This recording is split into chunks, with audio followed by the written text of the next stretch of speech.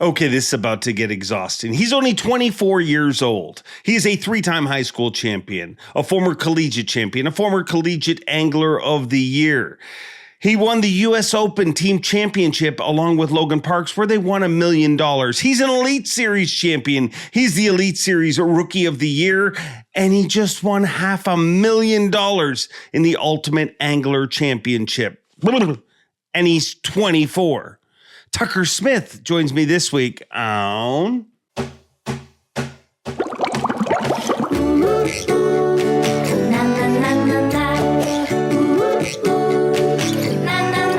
I'm Bob Cobb from the Bassmaster. Welcome to Mercer. Welcome one, welcome all, friends, family, freeloaders, fishing freaks, and of course you, my humpers. Happy hump day to all of you, and welcome in to the Awkwardly Honest Fishing Podcast that goes by my last name, which is Mercer. This is the 234th edition of the Mercer Podcast, and I hope wherever you're watching or listening from that life is treating you well. Got a great show here for you this week. Had a wonderful show last week. If you haven't had a chance to check it out, make sure you go back and check it out with Todd Castledine. And we talk about everything. And I mean everything. We cover a bunch of topics from a bunch of different viewpoints. And it's really a show that makes you think. So make sure you check that out. One topic we did talk about was what would change next season. Bass has made the rule that half the events are going to be with forward-facing sonar, half the events without forward-facing sonar. And we debated whether we would see big changes in the leaderboard. Who will it affect? What will it affect? Well, we didn't have to wait very long to get an answer with one angler. And that being said, this was one event, and we both agreed that you should not go from a sample case of one event, whether it's good or bad or indifferent. But it worked out very, very good for Tucker Smith. Tucker Smith, the reigning Rookie of the Year, an Elite Series champion. I mean, I'm not going to go through his accolades again. It is simply exhausting. You heard that at the opening of the show. And that isn't even all of them. But a self-professed scoper went and competed in what arguably was the toughest field ever put together. And won a non-forward-facing sonar event, won $500,000 at the Ultimate Angler Championship. And it has left a lot of people scratching their head, and it has left me saying, what the tuck are they going to say about him now? But you don't have to take my thoughts about it. We'll get his as we travel to Alabama and hook up with the one and only Tucker Smith. Tucker Smith, we were supposed to do this yesterday, I thought, but you got distracted by fish. Is that a pattern in your life? I always seem to get distracted by fishing. Yep. So it's been fun. I've had a few days to hang out for a little bit, but I already went fishing. Yeah, it's a good distraction. I mean, I feel like you're kind of the kid, you always hear stories about like gamers, like professional gamers who parents were like, get off the game, kid. It's never going to do anything for you. And then that kid goes and wins $500,000. That's kind of what you did in fishing. I'm not saying your parents told you not to fish because they've been very supportive. Yeah. But dude, your distraction, everything that has been looked at as maybe a negative, he's not going to class. He's too busy fishing. It's all worked out pretty freaking good for you. Yeah, man, it's been a real blessing for sure. I don't know. I just love fishing so much. It's always been something that I've loved to do, and I've had a lot of an awesome support group. My family, my sponsors that have been able to support me along the way, and I've been blessed enough to do it, kind of through high school, college, opens, and now the Elite Series. So I've kind of made that climb all the way up the ladder, and it's just been a long road, but it's been a fun one. And man, I just try to pinch myself every day, just thinking about, where I'm at and being able to fish for a living, because it's just been a dream of mine since I was a little tiny kid. And I didn't really think I was going to be able to make it a reality, but we're here now, and I just put so much time and effort into it, and if you work really hard at something and that's all you think about, you can make it happen. But there's got to be more than that to it. I mean, that sounds like kind of a canned podcast answer. Yeah. I mean, but dude, you've now won 2 tournaments. Cumulatively, between those 2 tournaments, you've won $1.5 million. Like, you won 3 high school championships. You won Rookie of the Year. You won. Like, when you're brushing your teeth, sometimes are you ever like, how the hell did this work out? Not really. I always just like look at the next thing. I never like get satisfied with anything. It's weird. Like, I don't know. I've kind of always had that mindset where just look for the next tournament, look for the next bite. And I don't ever really think about the past, and I don't ever really like go back and watch like my YouTube videos or anything like that. I just focus on the future and focus on the present. It's weird. Like, I don't know. Now that you say that, like, I don't really ever just think back. I mean, obviously this week has been amazing, like thinking back on the week and of winning that big tournament. But yeah, after the week's over, it's what's next. So that's just always the way my head's been. I think that's helped me in the long run. To win $500,000, what does that freaking feel like? Shoot. I'm glad I have good parents that like don't make me or don't let me throw all my money away in a stupid way. They've definitely instilled some good stuff in my head, because especially when me and Logan won that big tournament in 2021, I was like 19 or 20 years old, and I could have really blown that money quickly. But I got hooked up with a good financial advisor and stuff, so I've been smart with my money, and it's a life-changing couple of tournaments for me. It's as long as I don't blow that money in the wrong way, it's just really it's really an awesome thing. I think tournaments, it was just so cool seeing all those guys in the same room, that caliber of fishermen. You've got BPT guys, you've got Bassmaster guys, you've got NPFL guys, you've got everybody all in one room. And to be able to compete against that kind of caliber of fishermen is crazy. And it just got everybody fired up, man. When you're up for that kind of money, second place was $130,000. Like, everybody's just pumped up to be there and fish. So it was just a fun event. And I think more people need to do that. More states need to do that. I think it got everybody pumped. When you're in that competition, do you even think about the money, or is it just like the opportunity to compete against? It's everyone. Like, there's no questions after that event. Like, very few people that you would want in that field were not in that field.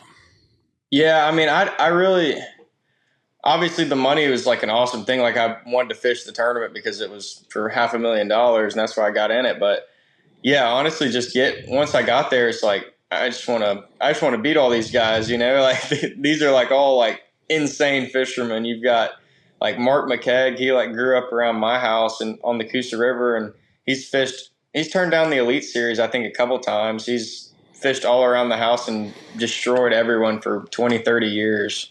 He's an amazing fisherman. You had guys like Jordan Lee, Jacob Wheeler, Dustin Connell, like a lot of really, really, really good anglers, the best in the world. And yeah, to be able to compete against those guys and prove myself to the younger generation the way that we did, I think that was really special. Do you think you proved anything this week? I think so. Yeah, for sure.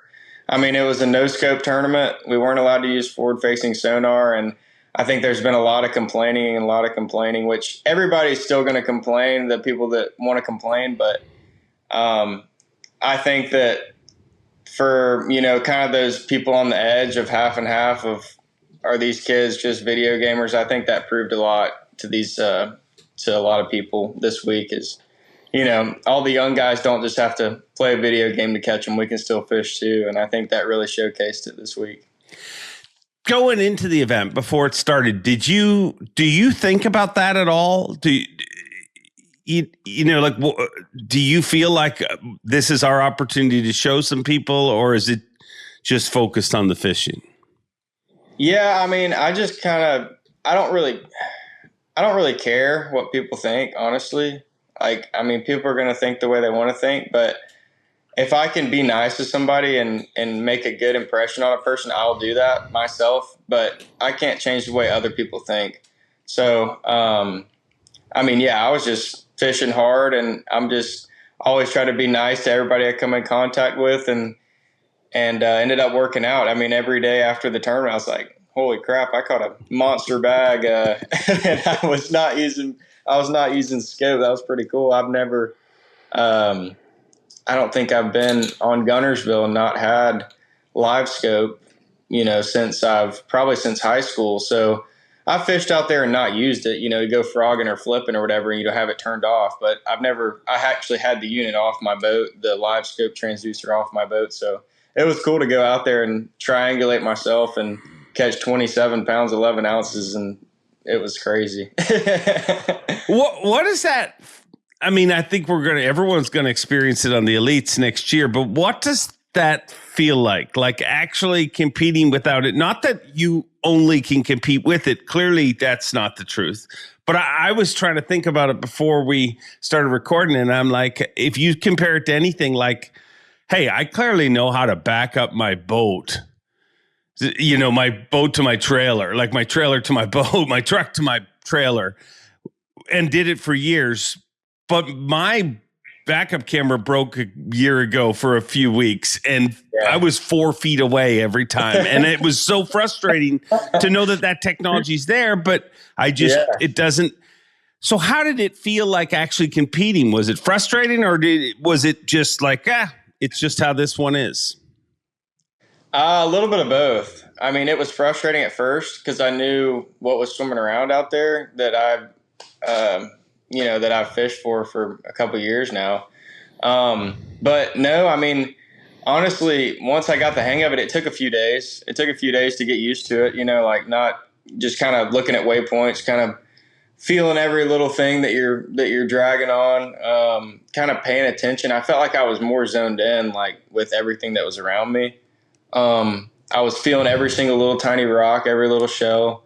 I think the place that I smashed them on, I probably wouldn't have caught them as good as I did if I'd had scope, because I was actually picking that place apart, and I actually found the perfect cast during the tournament where I had to bump this like really big rock, and it had to bounce over that rock. And every time I bounced over that big rock, I would get a big bite. But the rock was so sticky, like I would lose my bait 95% of the time. So I probably lost like 30 or 35 jigs on this one rock. But if I got through that rock and I like bounced the top of it and like let it fall off the other side of the rock, it would be like boom, and I would have to set the hook like super fast because there was another big giant rock behind it, and they were kind of in the crevice, so I had to set the hook really fast and pull them out. But ended up catching like 2 6s and a 7 off of it the second day, and 2 4.5s and a 5 off of it the first day, and lost a giant one off of it the first day. So I think that place, especially that rock right there, I think not having the scope it allowed me to slow down.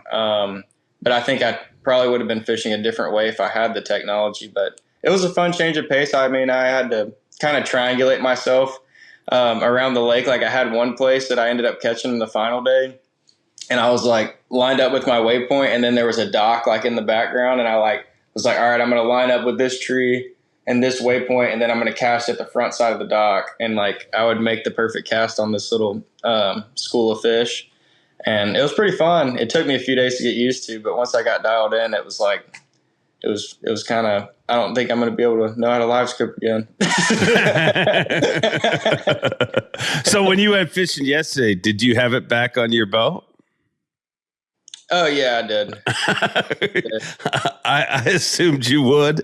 I did. So you lose a lot more baits when you're not live scoping, by the sounds of things. Oh yeah, you lose a lot more baits. So maybe we have just exposed the whole, like, people are like, tackle sales are hurting. Yeah, because people aren't getting snagged as much with live scope. So take me through it. How did you win this tournament? What baits were you using? Was it one key area? Give me the rundown. Yeah, so I ended up finding a bunch of places. I'd say probably about 15 places after practice that I wanted to fish during the tournament. And we only had, we could pre-practice, and then during official practice, which was 2 days, we could not use forward facing. And then the tournament, we obviously could not use forward facing. So, the crazy thing is I actually found the 3 best places that I had in the tournament during that 2 days of practice where we did not have forward facing. So that was really cool to me. That ended up finding I would say probably 5 or 6, 7 places on side scan those 2 days of practice, that really set up that I thought I could catch some fish, schools of fish, rock piles, just stuff like that, where I was able to rotate and run a few different patterns. It seemed like the water was turning over a really good bit during that week.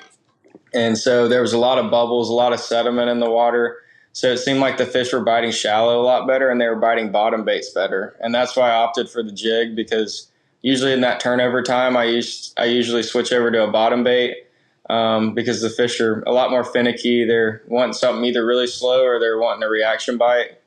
So that's why I chose the jig, the 3/4 ounce. And a lot of that cover that I was fishing in those schools of fish, I was actually ripping the jig up in the water and letting it fall, kind of like stroking a jig. And that was allowing that reaction bite, when that water was turning over and those fish were finicky and not wanting to eat. I was able to get a few extra really big bites by stroking that jig through them. But I was just running a bunch of schools, a bunch of hard cover, rocks, little hard spots and stuff like that around. And I just didn't know how good my places actually were in practice. I would, side scan a place, I'd see a few fish, throw over there with a jig, catch a 3 to 3.5 pounder on about each place that I wanted to fish. And I was like, well, I'm going to, come fish these places in the tournament. I didn't really know. And then actually in the tournament, I picked it apart, drug those places really slow, found the sweet spot and the perfect cast, and then was able to start stroking that jig and get those fish to react, and ended up being a lot bigger fish than I was expecting. Today's high-tech fishing world can be a real pain in the neck, especially if you're running the wrong mount. Beat Down Outdoors, they bring the graph to you, and they support this podcast and care enough about you to make this a short ad read. Check out Beat Down Outdoors. Now back to the show. You always seem to, not so specific, specifically in this tournament, but if I look at a lot of tournaments where I've covered you, and maybe it's just a weird sample case, but it feels like you always have a lot of areas. Like, I don't remember a tournament where you kind of set up shop on a spot and milked it. Is that your style of fishing? Definitely. I try to find as many places as I can that are holding fish or have active fish feeding on them. And that's the biggest thing. You never know. Fish are fish. They can swim around anywhere they want to, and you can't rely on one place. You got to have a bunch of stuff to back up on, to have as a backup plan. So I try to find as much stuff. That's why at Fork and all these places this year, I spent a lot of time behind my units and try to find as many, schools of fish or hard structure that I can find. So if they're not on this place, I can run right over here and try to catch some. Or if they're not on that place, I can run over here. They might be biting there. So I just try to spend a ton of time. I think that's something I got from Aaron too, is running a bunch of places looking for active fish and not just setting camp, because they're always biting better somewhere on the lake. Do you always learn more in the tournament? I would say definitely. Yeah, definitely. Because you're actually fishing hard on your areas. In practice, you're just like finding a few areas and maybe making a couple casts and getting a couple bites. But in the tournament, you're actually like grinding and fishing those places as hard as you can. You can actually see the quality of what you found. What percentage of areas that you fish in a tournament would you say are planned? Like when you're making decisions on the water, is it all planned out? Like if you have 8 spots you're going to run through, do you like, I'm doing this one, this one, this one? What percentage of that is planned versus instinctual? Just never planned. I don't ever plan really any like stops or anything, unless it's a timing deal. Like on the TVA, if it's like a timing deal, like with schools, I'll have a time like rotation that I pull up on places when I know that they're going to set up. But other than that, it's just like I get out there and I'm like, I feel like I'm going to run over here. I'm going to run over there. I'm going to run over here. And it just kind of gut instinct. I just kind of run around and fish places that I think I should pull up on most of the time, until I figure out a timing thing. Like in practice, I'm always finding places. The first day of the tournament is kind of an experiment of running a bunch of places. And then the second day of the tournament, it's more dialing in when to go to those places, and finding a better rotation. But most of the time, if I got a feeling to go somewhere, I'm running to it and trying it. Do you ever find the fish and pre-fish and not know how to catch them yet? Like, do you go to fish that you haven't figured out how to catch yet and figure out how to catch them during the event? Like pre-fishing? Yeah, like if you pre-fish an area and you find fish, but you don't catch them, you just find them. Mm-hmm. Will you go and try to figure out how to catch them during the tournament, or do you always have something figured out before you hit an area? No, I mean, I will. I don't pre-practice a ton. Like, I pre-practice a little bit, but I try not to pre-practice a ton because those fish change so much. And especially out here on the TVA, they change every day. They change every second. So I just try to get out there during the official practice and try to figure out what they're doing at that moment because they're always changing. So that makes you different than what most people would perceive. Most people perceive young anglers, they're pre-practicing nonstop on every lake, and that's why they're doing good. Yeah, I think I pre-practiced like only maybe like 1 or 2 events for this season. Will you pre-practice more next year with the change in rules, or it's still the same? I don't know yet. I haven't really thought about that. Maybe a little bit, but I feel like getting out there and like just trying to break apart the lake at that time, that moment, and that week, it helps you like kind of figure it out a lot better, with what's going on. I think just getting on the body of water and running around and figuring out how to run the place, if it's sketchy or hazardous or anything like that, I think that's a big deal. But actually looking for fish, I don't really try to figure something out super, in tune with that because they're always going to change. So just running around the place is a big thing. I think I went to the Mississippi River, I think, in pre-practice, but I think that was just to run around and figure out how to maneuver around the place because that's the place you need to figure out how to run around because that's half the problem. Yeah. Half of it's catching them, half of it's running around. You, watching you compete, you seem incredibly focused.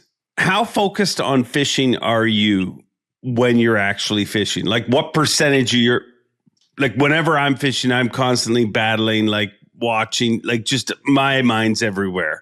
I have really bad ADD, but you seem a lot more, like what percentage of your mind do you think focuses on catching a bass when you're competing versus anything else, like what's for dinner or whatever distraction?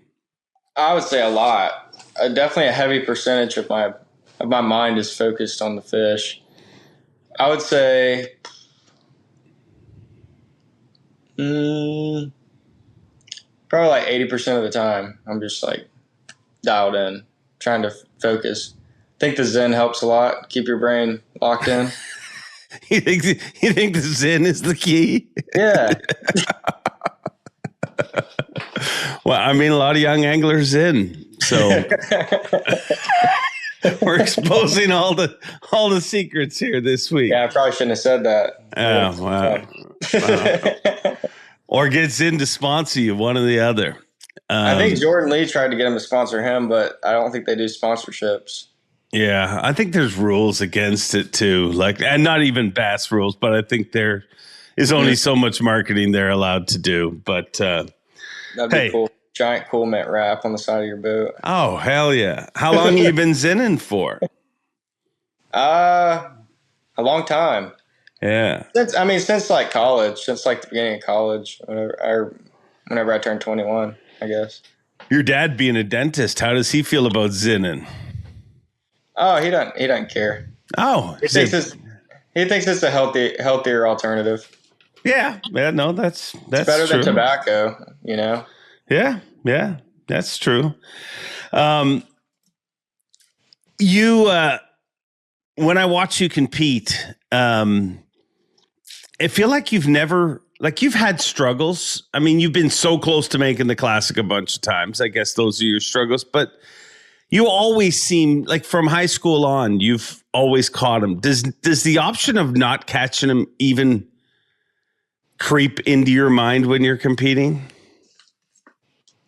Uh, I mean, definitely. I've been stressed out, you know, at certain tournaments that I fished this year, but I just know that something that I've been putting in my head a lot the last couple of years, but I feel like I've been starting to do better, better and better, is I think that the thought of you're going to run into them eventually if you keep running places that set up right. That's something I always tell myself is if you keep running places that set up to hold a fish and to catch a fish, you're going to catch them eventually during the day. And that's something that keeps my stress level down during the day is I'm going to run into them eventually because I tell myself that every tournament, and sometimes I run into them, sometimes I don't, but I always, you know, keep running those places and end up catching fish, whether it not be a really good day or a decent day or, you know, not the best day. But if you just keep your head down and tell yourself, hey, I'm going to run as many places as I can that hold fish, then that's what I try to keep in my head. Is that learned through the amount of time you spend on the water? The more you do that, the more you have faith in that, correct? Definitely. The more you fish, the more tournaments you fish, the more faith you have in yourself on, you know, being able to make those decisions when it's a time crunch and running a bunch of places like that. Would you say you're addicted to tournaments? I think so. Yeah. Yeah. No. I would say more. I'm addicted to fishing. Yeah, but you're addicted to fishing. You're always fishing, but I just feel like if there's a tournament, you and all your roommates, the season ended on the elites and it didn't end for you guys. You guys hit up the Toyotas and just about any tournament that was available. Yeah. I mean, we love tournaments for sure. It's so fun competing against your buddies, and, you know, traveling around and all that. It's so fun to me. Is it just as much fun as you imagined it would be when you were dreaming of this? I think so. Only problem is I wish we made millions and millions of dollars doing it. Yeah. And I'm not just saying that. I mean, I did win a big tournament this past week, but I'm saying that for the whole community. You know, a lot of these guys do it for a living, and it's a tough lifestyle. And I've been blessed, but, you know, a lot of guys are unbelievable fishermen and just haven't had that time, you know, that big tournament win like that have helped them out so much. And that's just, I wish that we would bring some more money into it. I wish that we could find a way to do that. There's got to be a way to bring more money into the sport. I mean, just with what happened last week, $500,000 and $1.3 million payout, there's got to be more of that stuff to get people fired up about the sport and to help change somebody's life because, you know, I mean, there's a lot of guys that need that, and fishing for a living is hard. You got to travel around, especially if you've got a family, if you got kids. That's why I've been able to do this so much is I don't have a family, I don't have kids, so I'm able to do this and travel around a lot and not have that stress behind me. So I feel for a lot of people that have to travel around with their kids and families, and there needs to be some more money into it. Do you feel that the sport will grow financially? Only time will tell. I mean, the way that, with the amount of people getting into it, I feel like it's got to. I mean, college fishing, high school fishing is bigger than ever. I feel like it's got to. You know, I feel like there's got to be more money getting put into it eventually over time. I think hopefully somebody will see this and, you know, really change it. Do you think it's a person or do you think it's a group effort? I think it could be both. Yeah. I think it could be both. I don't know exactly how it would work, but, you know, just putting more into it. Yeah. No, I think it's got to be both. I think you have special people that come along. Obviously, this event is a prime example of what a few people came together and made happen. I think if you look back in history, the Toyota Texas Bass Classic was, this is kind of a blueprint of that. This Alabama decided they wanted to celebrate their crown jewel of fishing, which is Lake Guntersville. No different than Texas decided they wanted to celebrate their crown jewel of fishing, which was Lake Fork. And so I think these special events like that happen. But I think as a whole, our industry could use with a lot more coming together, a lot more there's been so much divisiveness over the last number of years. Like the fact that I've said it 700 times on this podcast, but in the history of fishing, the other angler has never been the enemy. And now where you have people trying to decide, well, that's a win that I like, and that's a win that's to me the first thing that needs to be fixed. Because if you're the guy from Zinn and you look at sponsored this sport and you do a little Google, the first thing you come across is people arguing over a device and weights and walleye. And you're like, I think I'll do pickleball. Pickleball seems a lot less controversial. Do you think that your generation of anglers looks at it like that? Do they feel that this is their time and an opportunity to invest in this sport, or are they just trying to make their living?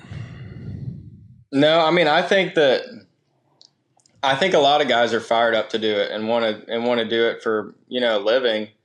I think that the way that social media is and the negativity and everything like that, I think you just got to stop paying attention to it. I think that's the best way to get past all of it.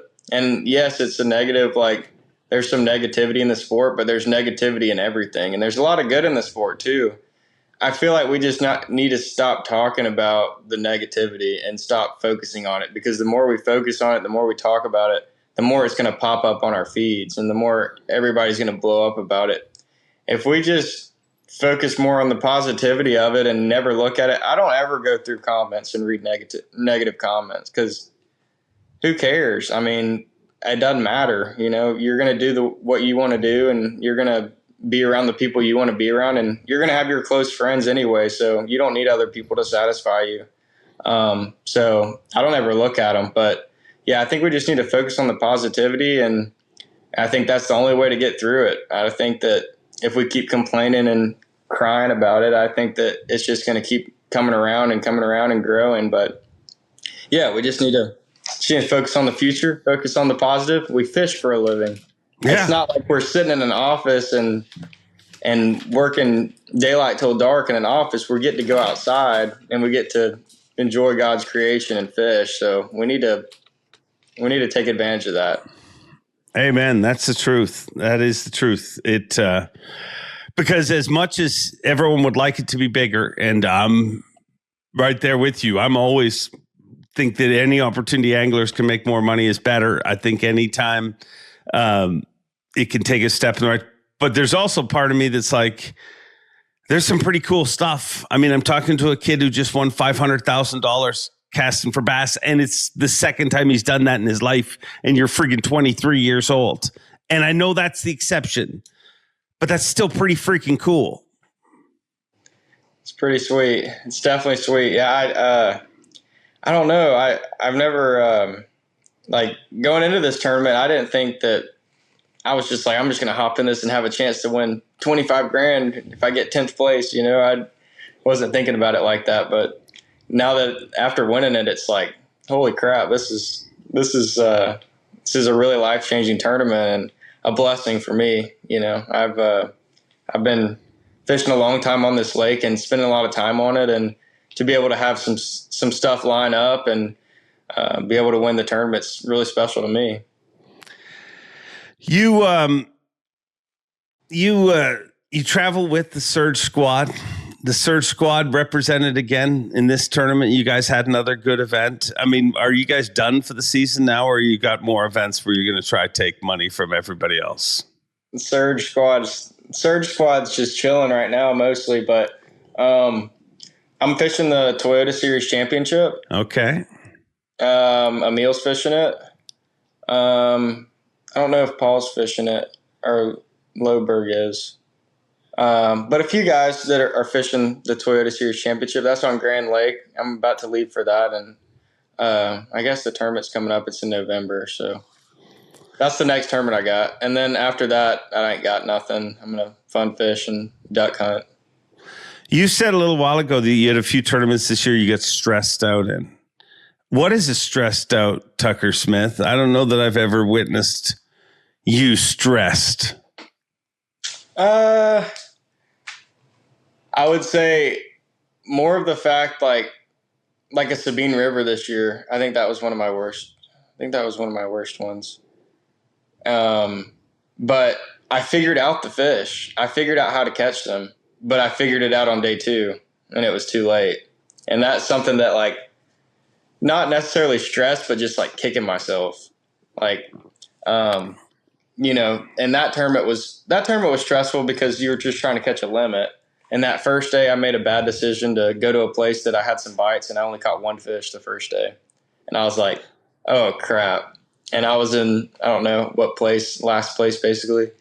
And I went back out the second day and went to the different area that I had practiced and I had some bites and ended up catching like almost 8 pounds.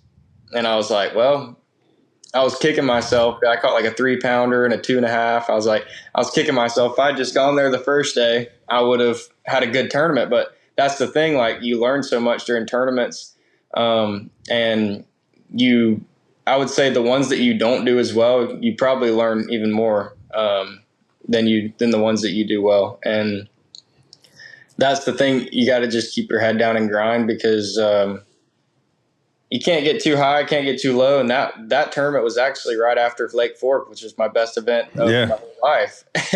And that just shows you fishing's up here. And then the next week it's down here, but you got to just keep your head right here. What is the biggest lesson you learned of the elites this year? Is that it? Keep your head level and catch as much as you can every day because those guys are going to smash them. And, yeah, I would say I've never seen a tournament trail where the weights get better every single day. Usually they drop, but in the elites, they get better every day. So can you manage fish at all in the elites, or is that a thing of the past? Like saving fish and stuff? Yeah. No. Catch as much as you can. You got guys like Patrick Walters coming up behind you trying to beat you. No, you got to catch them all. Avco not only makes incredible outdoor clothing, but they care about anglers with their 10% pledge. Avco and the Shed family donate at least 10% of the company's profits to conservation and making fishing better. Now back to the show. One of the things that was eye-opening to me was recently. We had you on a fish and we started talking about knots. And most guys were you started talking about knots for different techniques. Like that's next level, dude. People that, most people are like, I throw this kind of knot with a fluorocarbon. I throw this kind of knot with braid. I throw this kind of knot with mono. You have different knots for drop baits as you do for vertical baits versus horizontal baits. I mean, when did you start taking fishing to that level? And is everything in your boat at that level? I would say that's a little bit of Aaron rubbing off on me with the knots, the different knots. No, I mean, my boat's kind of a mess, honestly. I've got stuff thrown everywhere. I don't know if you saw that Bassmaster article where they showed pictures of my boat, and center console is like a Zen explosion with, packaging of gum and all kinds of tackle everywhere and Uncrustables. And, but no, I mean, the knots are just stuff that it's just over time I've learned that different knots are better for different techniques like that. This week I was throwing that like double San Diego jam that I was talking about before with the bottom baits, because it's got those 3 tag ends and it's a bulkier knot. So when I was throwing around those rocks and stuff, I could bounce off those rocks and not damage my line too bad because that knot's super bulky and bigger. So in those 3 tag ends too, it's kind of like they're angled down a little bit.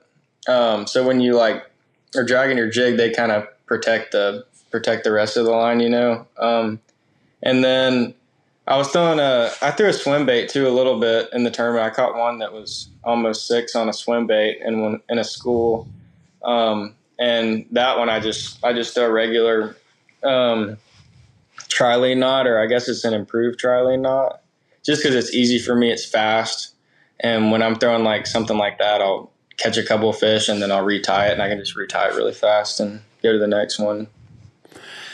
So how long does it take you to figure out that it's a freaking knot that's you know what I mean? Like I look at my own fishing, and I mean, if a knot doesn't break, I don't think it's a problem. You're obviously looking at things a whole different level than that.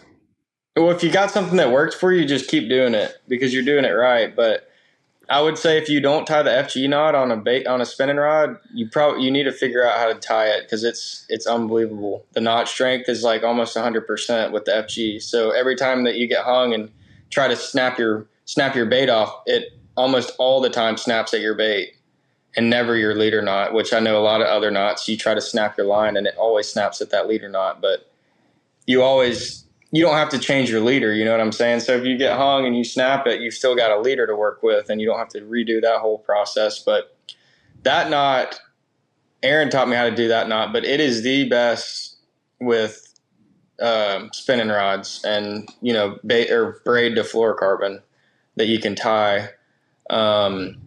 It takes a little bit of time to get used to. It takes a couple YouTube videos, watching them for a few days straight to get up, to get used to it. But once you get the hang of it, it's good. How much time do you spend throughout the season tinkering on stuff like that? Knots, rigs, just trying to find an advantage? I mean, I've been throwing the FG and those knots for a long time, so I kind of stick with those knots. But during the year, I definitely tinker around with stuff. Not during tournaments as much. It's more like when I'm fun fishing, trying to figure out new stuff, new techniques, new little things I can do during the tournaments, to catch them. But yeah, I'd say the tournaments, I'm more using confident stuff that I have confidence in, just so I know that I'm doing everything that I can to catch them and not have any mistakes. But during practice, or not during practice, during fun fishing is when I'm trying to dial in new stuff, new techniques that I can use. How often do you come across something that you think is it? Like the next big thing? Yeah. Probably like once a year or twice a year. And how guarded are you with things like that? Pretty guarded. like does the entire search squad get to hear about it? I mean, yeah. I mean, that's, if you're running with us, then yeah, you know about it. But most of the time it's pretty low key. Is that frustrates you in today's world that, like, if you look at competitive fishing, Rick Clunn's career, even Kevin Van Dam's career, for the majority of his career, you could keep things pretty tight to the vest for a long time. What about Thrift with the chatterbait? Man, he was destroying everybody with the chatterbait. Nobody knew what he was throwing. But I mean, yeah, that's the one thing that it's not that we want to be the most secretive guys ever and not tell anybody anything, which I do tell a lot of stuff that I do.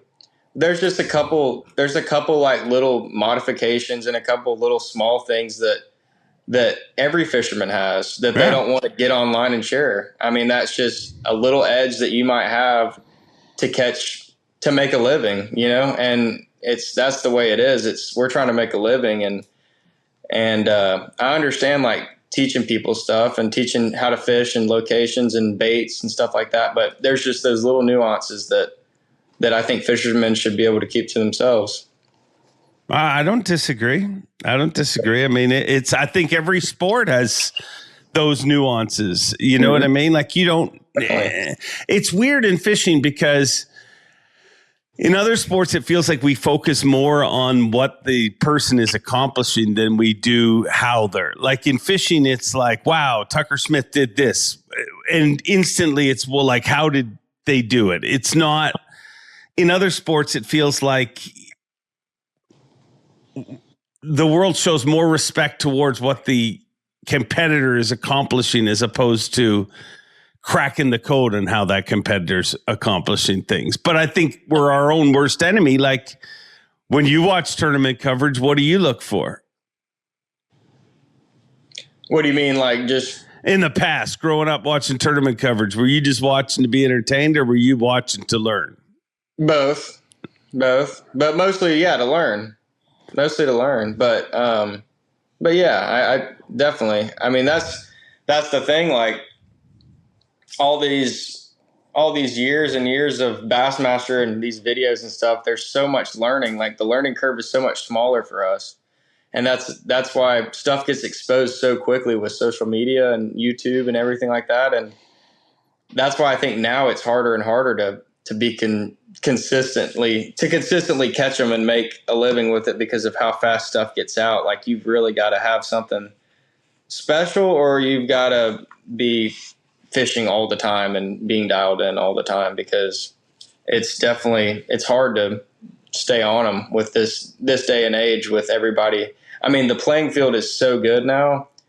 Everybody, I would say, is more level than, kind of this than it ever has been. I'd say everybody's so good. It's all about who can fish the most and put the most time in and really love the game to figure out the next bite. Does that concern you? I mean, if that's your theory, it's all about how much time you can spend on the water. As a 23-year-old, you're at your max right now. It's not like when you're 30, you're going to be able to spend more time on the water. Does that concern you? Or do you even think about it? No, I mean, I think that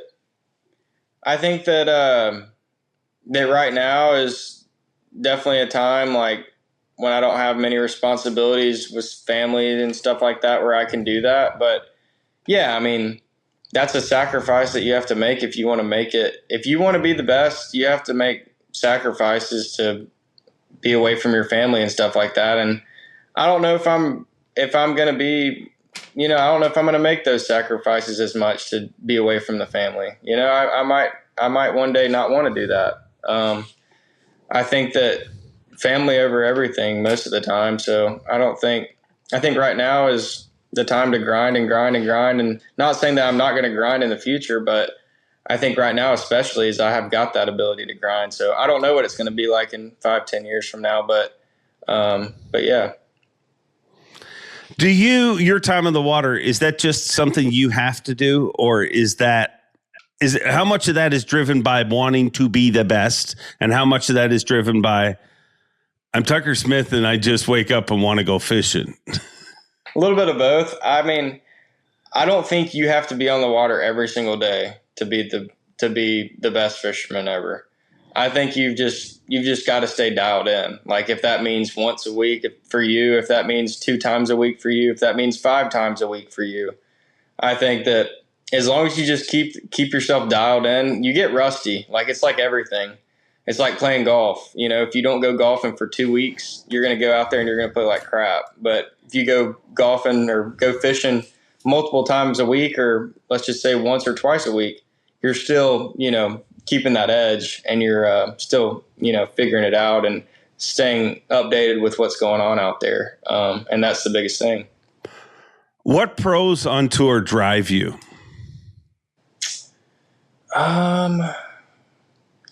What pros on tour? I would definitely say like a Brandon Palaniuk. That mentality's always got me pumped up. Never look at the points. Fish till the last second. Grind. But I'm trying to think. I mean, a lot of guys. I mean, Aaron is obviously, but he's not with us anymore. But Aaron was my hero. I mean, honestly, all the guys, man. Just all the guys that are, even the legends, especially because I've just grown up watching them. Like KVD, watching him side scan those giant schools on side scan and then just destroying them with a crankbait. That's something that I look up to a lot with, the way that he side scanned and the way that he found fish and active fish and ran 50 places a day like I like to do. I mean, even like a DC and a Wheeler, like those guys drive me too. The way that they fish all the time and the way that they break down a lake so quickly. And that's what, I try to follow in that same kind of footsteps of, being able to break apart a lake like that, like the way they do. And I don't know. I mean, everybody, it's just a dream. Like everybody around me is all my hero, honestly. There's a few guys that aren't, but most of them are. Why would you say that? Because that makes me want to ask you who, and I know I'm not going to put you in that position, but we'll just imagine who that aren't Tucker Smith's heroes. You probably know. Maybe it. With success, a lot of times comes complacency. Do you worry that? I mean, you've accomplished a lot very quickly. Do you worry that you'll take your foot off the pedal here at some point? No, I shouldn't. I think that it should drive you more and more. I don't think I'm ever going to get complacent. I think I'm going to fish hard and do all that I can.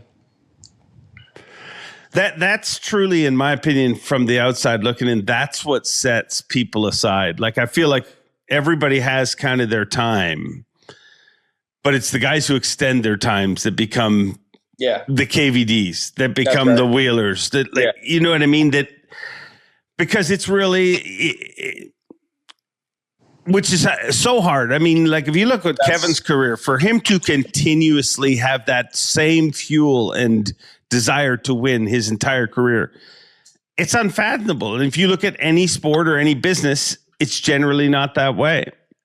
That's the sacrifice I was telling you about. Like those are the guys that sacrifice the time to keep grinding and fishing all the time. And that's why they were the best.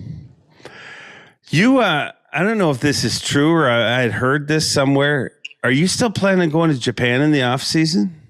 I want to, yeah. We got to find the plane tickets, but they're just like $2,000, $2,500 for plane ticket. I know a guy who recently won a whack of money. I mean, I don't like spending a lot of money though. I like saving money. What? So this trip it's you, Hayden, and Paul? Is that what I had heard? Yep. And what is? We're trying to get a meal in Lohberg. I don't know if Lohberg's gonna go. I think he might be hanging out at the house with his girlfriend or something. Yeah, well, he's getting soft on us. I mean, he's aging rapidly. What is the plan of the trip? Like, is it specifically R&D, or like why are you going to Japan? We want to go and just experience it. Because we're probably never going to be able to go do that again. It's probably going to be like, go do this and see what it's like. We want to see the Lake Biwa. We want to see those lakes. We want to see where Kenta grew up, where Koya grew up. See the tackle shops, the tackle factories. Maybe get some tours in the factories and see what they've got cooking up in there. Just like all the tackle stores are what really intrigues me. I'm probably going to go over there and get a bunch of stuff because I want to bring some stuff over that these bass have never seen before. I think you could probably get some really cool stuff. Do you not think that Kyoya is already like? I mean, is there any? Are you going to find stuff that Kyoya is like? What is that? Probably not. We were thinking about flying into Osaka and hanging out with Kenta, and then taking a bullet train to go see Koya in Tokyo. Nice. It would be sick. It would be really cool. And the food's probably really good too. Does ever think of making Kyoya an honorary member of the Surge Squad? Like, could he surge with the boys? He could. I don't know if he'd get a tattoo though.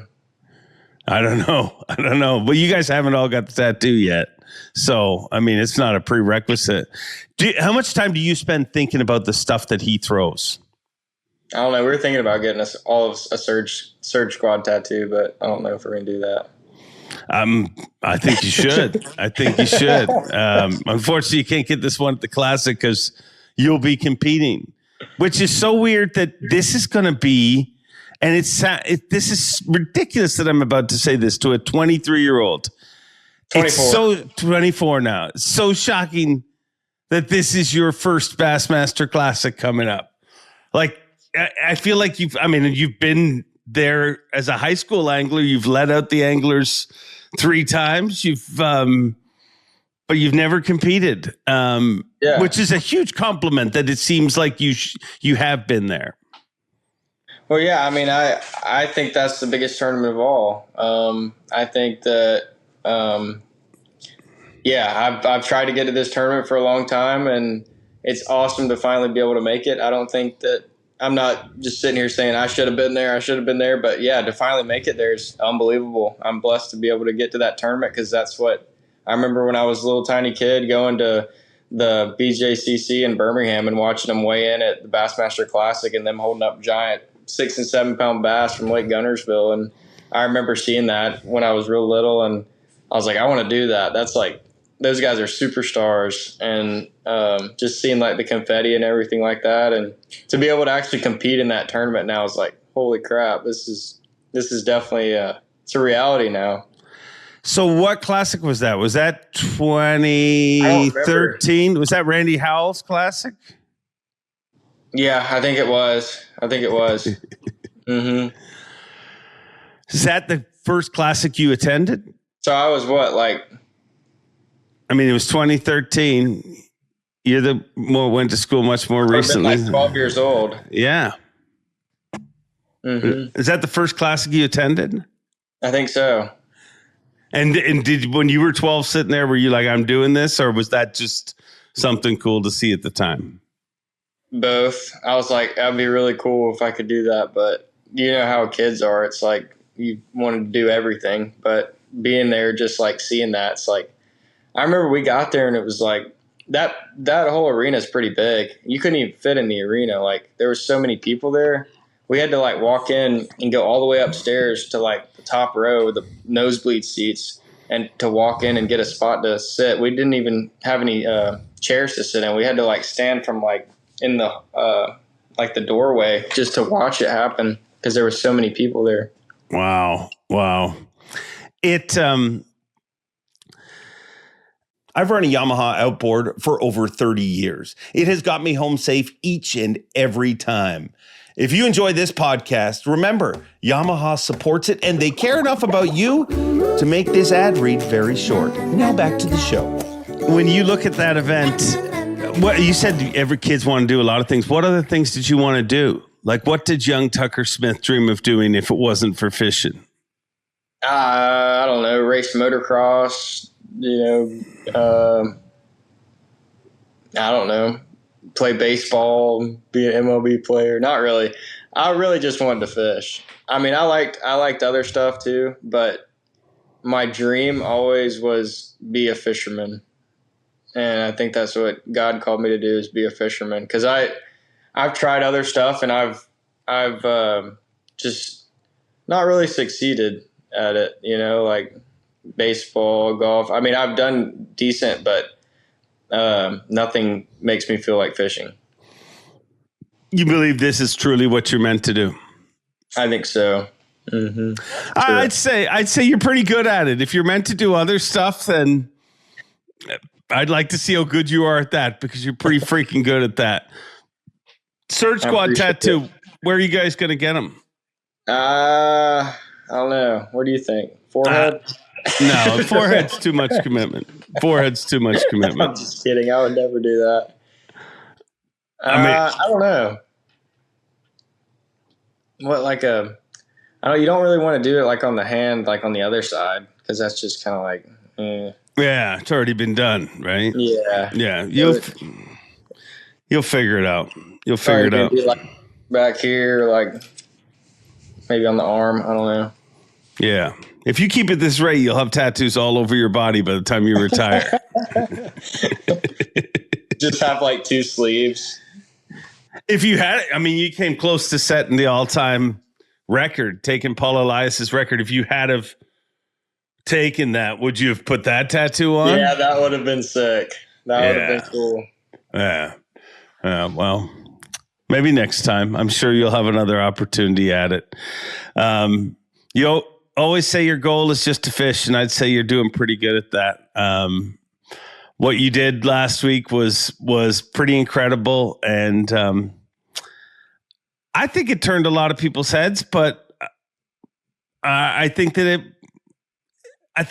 if people want to believe one thing, they're always going to believe what they you know what I mean. Like I feel like those who knew already knew you can catch them, Tucker. I don't think anybody was like, this Tucker Smith can't catch them. Do you?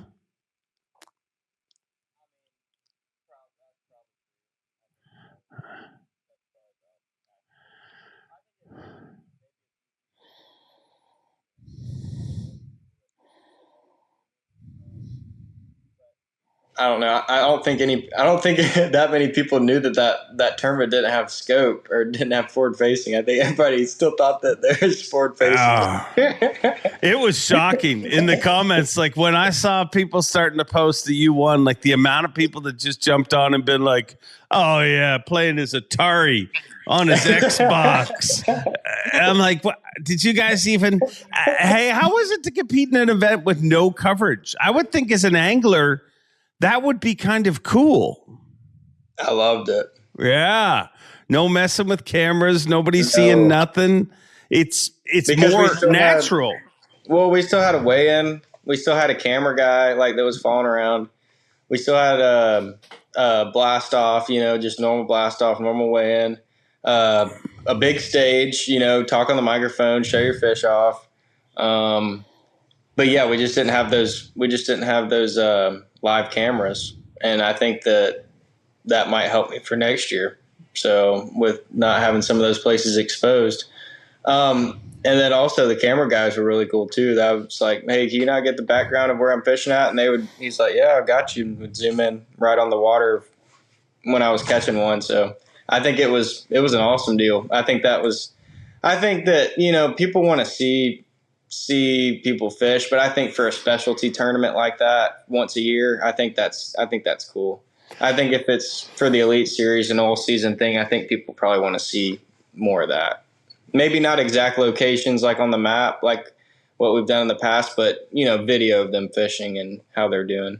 Yeah. No, I agree. For a specialty event, I think what they did was, but that's also what's going on in the world now.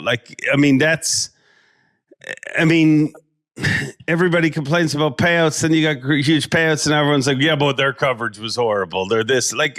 I think they did a great job. And to me, as a guy who MCs tournaments, I was jealous. Lurch got to MC a tournament where nobody knew. That's throwback. That is cool to go into weigh-in and not really know. It to me, as long as they can keep doing what they're doing, it's great for the anglers. And and like you said earlier, focus on the positive stuff. And there was a lot of positive that came from that event. I think so too. Yeah. I think there was a lot of positive, especially everybody being in the same room. Everybody got along and everybody had a good time. And I think that the no scope thing was, it is what it is. Obviously I like to use scope. I like to fish without scope. I like to do it all, but I think that either way, we just need to get everybody together and be positive. How different is that tournament if there is scope? It would have been different. I would have fished differently. I think that it would have been a lot more consistent weights. I think there would have been, I wouldn't say bigger bags. I would say more consistent bags. I would say there would be a lot more 20-pound bags than there was, which Guntersville just pumps them out. You'll have guys catch 20 pounds on a frog, 20 pounds out deep, 20 pounds, anywhere. But I think that the scope would have just been more of a consistency tool for a lot of the guys. And I don't think the bags would have been tremendously bigger. I think they would have been bigger, but I don't think that, I think it would have just been more of a consistency thing. Yeah. Yeah. Is that event happening next year? Do you know? I'm not sure. I hope so. I heard a rumor that it was going to happen again and they already had the backing, but we'll see.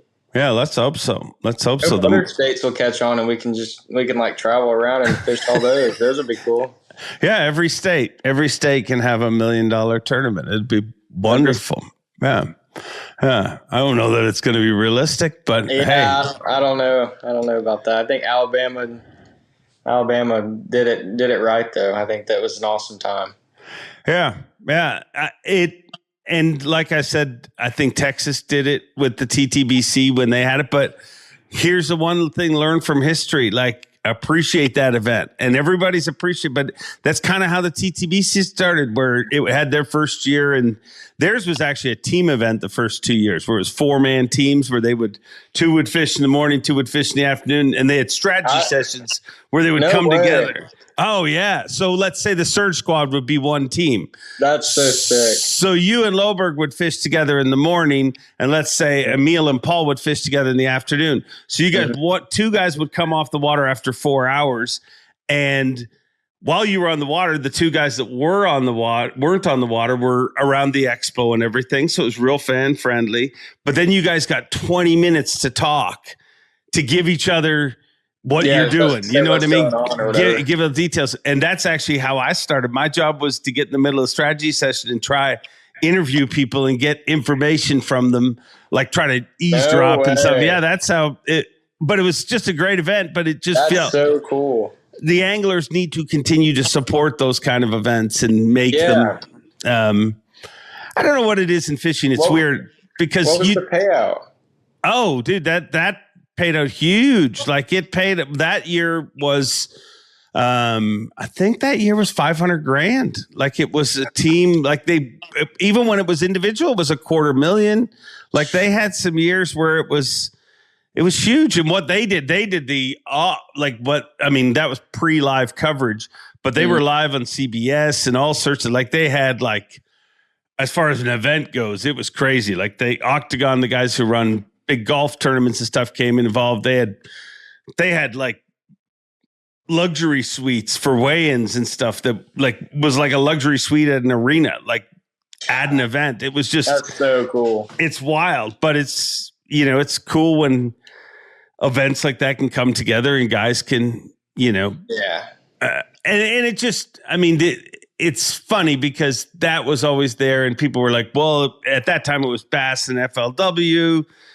And now it's Bass and MLF. Who's the best? But it doesn't settle anything because nobody said, well, clearly Bass is the greatest because Tucker won. Well, no, it's just that week you won that tournament. You know what I mean? It's good to see people competing against each other in that opportunity. But so I hope it sticks around for a long time. And I hope you keep winning them, Tucker, because you seem to like winning big bucks. You're good at it. I appreciate it. It's been a blessing. It has been awesome. Your parents, I ran into your parents at the airport when I was leaving the last event. And that's what they said. Yeah. I was walked into the United Lounge. I had my headset in and I heard somebody say boom shakalaka. And I'm like, oh, who is this weirdo? And then I was like, oh, it's weirdos I know. It was my dad. Yeah. No, they're great. It's great to see families supporting their kid the way they support you. You're very lucky. And I think this sport's very lucky to have you as part of it, Tucker. My only question is, what the tuck are they going to say about you now? I like it. I'll let you get back to your day, but thanks for your time, Tucker. We'll see you soon. Thank you so much, Dave. I appreciate it. There you have it, Tucker Smith, the Tuckazoid, Sergeant Surge. Call him what you want. He is clearly a human being that was put on earth to catch bass and collect trophies, and he is very freaking good at it. You guys are great. Each and every week listening to this show, I thank you for that. But as I told you last week, we're trying to get out of a little lull. We're at wits with the YouTube algorithm, so I need your help. Make sure to like, comment, subscribe. Do all those things that help make this show cool. And with that in mind, here's my question to you. Let me know, did this victory change the way you think about a lot of the young anglers? Have you always been a Tucker fan? What are your thoughts? Make sure you share them and give us likes and subscribes and all those things that, well, help me feel wanted. And more importantly, help the algorithm feel like you want this kind of content in your life, which will help continue this kind of content coming to you each and every week. Until next week, enjoy being, and as always, Bob Cobb, take it away. Thanks for watching. Please like, comment, and subscribe, because Bob Cobb of the Bassmasters told you to. You hear?